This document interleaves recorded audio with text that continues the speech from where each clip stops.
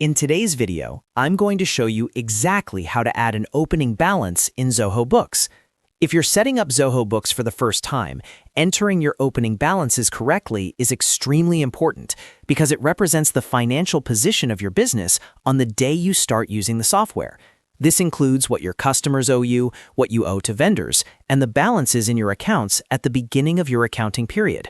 When this is set up correctly, all of your reports, like the balance sheet and profit and loss, will be accurate from day one. I'll walk you through the entire process step by step, so you can set this up properly without making common mistakes. And if this tutorial helps you, make sure to hit the like button and subscribe to the channel for more simple software tutorials just like this. All right, let's jump right into Zoho Books. First, log into your Zoho Books account and go to the main dashboard. Once you're inside Zoho Books, you need to open the settings area where the opening balances section is located. Look toward the top right corner of your screen and click on the gear icon. This is the settings menu where most configuration options for your organization are located. After clicking the gear icon, scroll through the settings options until you find the section labeled Opening Balances. Click on Opening Balances to open the page where you can configure the starting financial data for your business. This section allows you to define the exact financial state of your company at the time you begin using Zoho Books. Now the next step is to set or edit the opening balance state.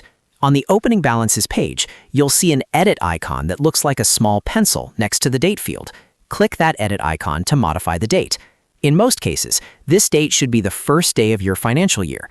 For example, many businesses set this as April 1st if their financial year begins in April. Selecting the correct date is important because Zoho Books will treat all balances before this date as your starting balances. After choosing the correct opening balance date, click Save to confirm the change. Once the date is set, you can begin entering your balances. One of the most important fields you'll see here is Accounts Receivable.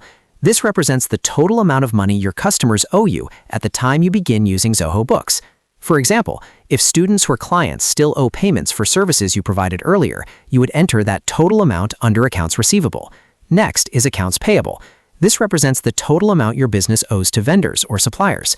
If you have unpaid bills or pending payments to vendors before starting Zoho Books, enter that amount here under Accounts Payable. These two values help Zoho Books accurately reflect what money is expected to come in and what money still needs to go out. As you continue entering balances for different accounts, Zoho Books will automatically track the total debits and credits in the system. Ideally, the total debit amount should always match the total credit amount. This keeps your accounting records balanced and accurate. However, if the numbers do not match, Zoho Books will automatically place the difference into an account called Opening Balance Adjustments. This is a temporary adjustment account used to balance the books when your opening data is incomplete or slightly off. If you see a value appearing in this adjustment account, it usually means some balances still need to be reviewed or corrected. Your goal should always be to ensure that total debits equal total credits, so your financial data starts clean and balanced.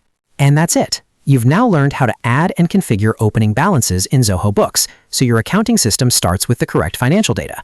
Setting this up properly will make all your reports, invoices, and financial tracking much more accurate going forward.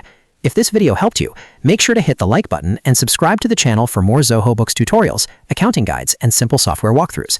Thanks for watching, and I'll see you in the next tutorial.